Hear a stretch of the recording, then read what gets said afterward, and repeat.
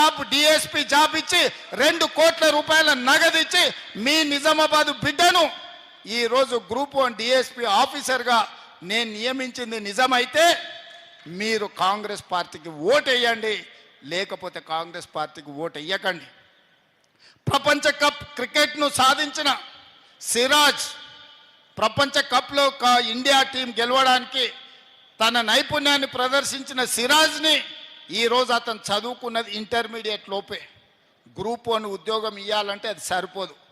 ప్రభుత్వం అన్ని మినహాయింపులు ఇచ్చి ఈరోజు సిరాజ్ని గ్రూప్ 1 ఆఫీసర్గా ఒక డిఎస్పీ క్యాడర్ ఆఫీసర్గా ఈరోజు ఉద్యోగం ఇచ్చి క్రీడల్లో రాణించిన నిరుద్యోగ యువకులకు మీరు క్రీడలలో రాణిస్తే కూడా మిమ్మల్ని ప్రభుత్వం ఆదుకుంటుందని సిరాజ్కి ఈరోజు డిఎస్పీ క్యాడర్ ఉద్యోగం ఇచ్చింది నిజమైతే మీరు కాంగ్రెస్ పార్టీకి ఓటు వేయండి. ఇదే కాదు, పారా ఒలింపిక్స్లో దీప్తి అని వరంగల్ అమ్మాయి అంగవైకల్యాన్ని ఛేదించి మెడల్ సాధిస్తే ఆ అమ్మాయికి గ్రూప్ 2 ఉద్యోగం ఇవ్వడమే కాకుండా వరంగల్లో ఇంటి స్థలాన్ని ఇచ్చి 25 లక్షల రూపాయలు ఆర్థిక సహాయాన్ని అందించిన మాట నిజం కాదా? ఇవాళ అది నిజమైతేనే కాంగ్రెస్ పార్టీకి ఓటు వేయండి. ఇవన్నీ కూడా పట్టభద్రులు ఆలోచన చెయ్యాలి. ఈ ప్రభుత్వం వచ్చిన తర్వాత ఉద్యోగ సమస్యల్ని పరిష్కరించిందా లేదా, నిరుద్యోగుల గౌరవం పెంచే విధంగా నిర్ణయాలు తీసుకున్నదా లేదా మీరు ఆలోచన చేయండి.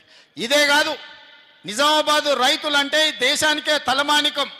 పంజాబ్ హర్యానా రైతులతో పోటీపడి గిట్టుబాటు ధర విషయంలో కానీ రైతుల సమస్యల విషయంలో పోరాడాలి అని అంటే భారతదేశంలో హర్యానా పంజాబ్ రైతులతో పోటీపడి నిరసన తెలపడంలో ప్రభుత్వాలను గడగడలాడించడంలో నిజామాబాద్ రైతులకు పెట్టిన పేరు. ఆనాడు రైతు ఉద్యమాలలో నేను ఇక్కడికి వచ్చిన తర్వాతనే కాంగ్రెస్ పార్టీకి అధ్యక్షుడు మోహన్ రెడ్డి ఆ రోజు ఈ కార్యక్రమాన్ని తీసుకొని పెద్దలు సుదర్శన్ రెడ్డి గారు వీళ్ళందరూ పెడితే నేను నిజామాబాద్ రైతు పోరాటాలకి ఇక్కడికి వచ్చిన. ఆ తర్వాత నేను పిసిసి అధ్యక్షుడిని అయినా. అలాంటి నిజామాబాద్ రైతులను నేను అడుగుతున్నా, మీరు చెప్పండి, 25,50,000 మంది రైతులకు 21,000 కోట్ల రూపాయలు 2 లక్షల వరకు రైతు రుణమాఫీ చేసుంటేనే లెక్కలు చూసి మరి కాంగ్రెస్ పార్టీకి ఓటేయండి.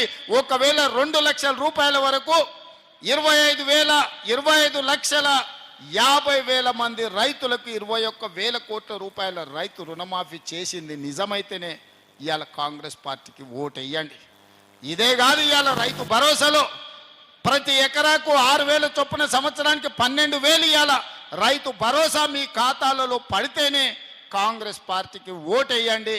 ఇవాళ మీకు ఉచితంగా 24 గంటల కరెంట్ ఇస్తేనే కాంగ్రెస్ పార్టీకి ఓటేయండి. ఇవాళ శ్రీరామ్ సాగర్ అయినా నిజాం సాగర్ అయినా ఈ ప్రాంతంలో నీటి ప్రాజెక్టులను కట్టి ప్రజలకు అందుబాటులో తీసుకొచ్చి నీళ్లు తీసుకొచ్చి రైతులను ఆదుకున్నది కాంగ్రెస్ పార్టీ అయితేనే గుత్పా అలీసాగర్ లాంటి ప్రాజెక్టులను కాంగ్రెస్ పార్టీ ముందుకు తెచ్చింది. కాబట్టి ఇవాళ నిజామాబాదులో పసిడి పంటలు పండుతున్నాయి. ఇవాళ మీ గిట్టుబాటు ధరల విషయంలో అదే కాదు, ఈ ప్రాంతంలో వడ్లు అత్యధికంగా పండిస్తారు. ఇవాళ మీరు ఆలోచన చేయండి, గుండెల మీద చేయి పెట్టుకొని ఆలోచన చేయండి. 500 రూపాయలు సన్న వడ్లు పండించిన రైతులకు బోనస్ ఇచ్చుంటేనే కాంగ్రెస్ పార్టీకి ఓటేయండి, లేకపోతే నాకు ఓటేయకండి. మీరు ఆ ఓటు ఎవరికైనా వేసుకోండి. ఇలా సన్న ఓట్లు పండించిన రైతులకు 500 రూపాయల బోనస్ ఇచ్చింది మేము కాదా? మీరు ఒక్కసారి ఆలోచన చేయండి మిత్రులారా.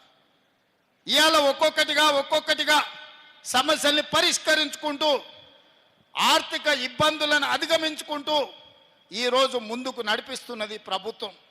ఆదాయం పడిపోయింది, అప్పులు పెరిగిపోయినాయి.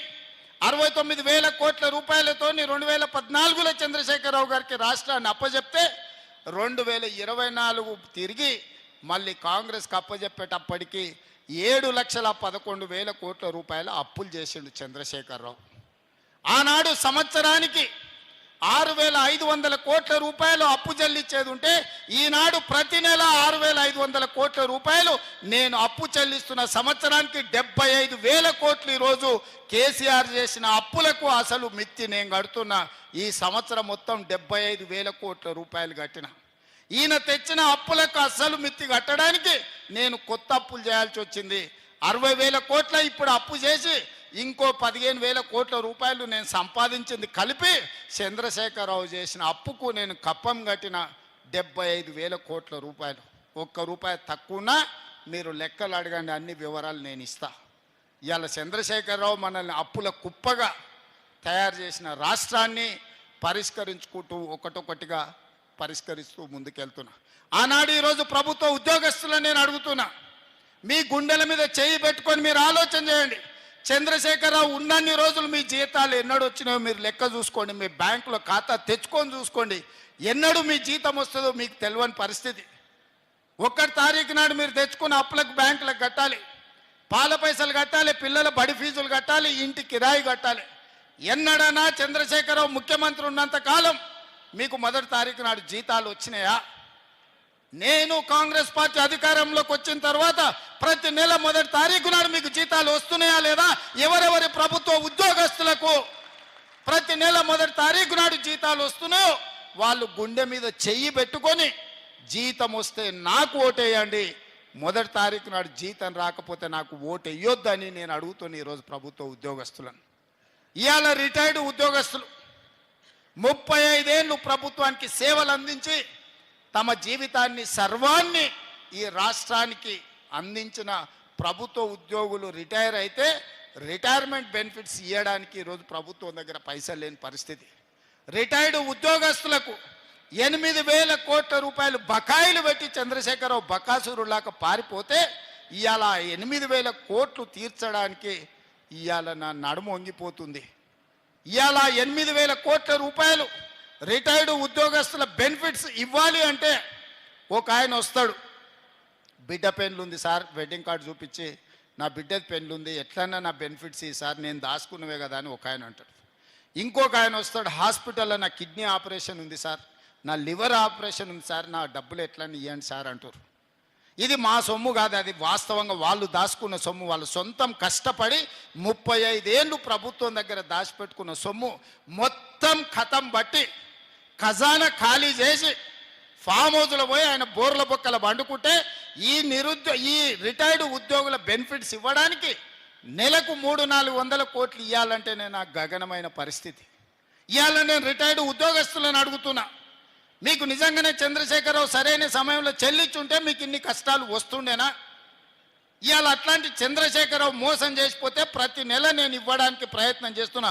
రాబోయే సంవత్సరంలో అవసరమైతే నెలకు 1000 కోట్ల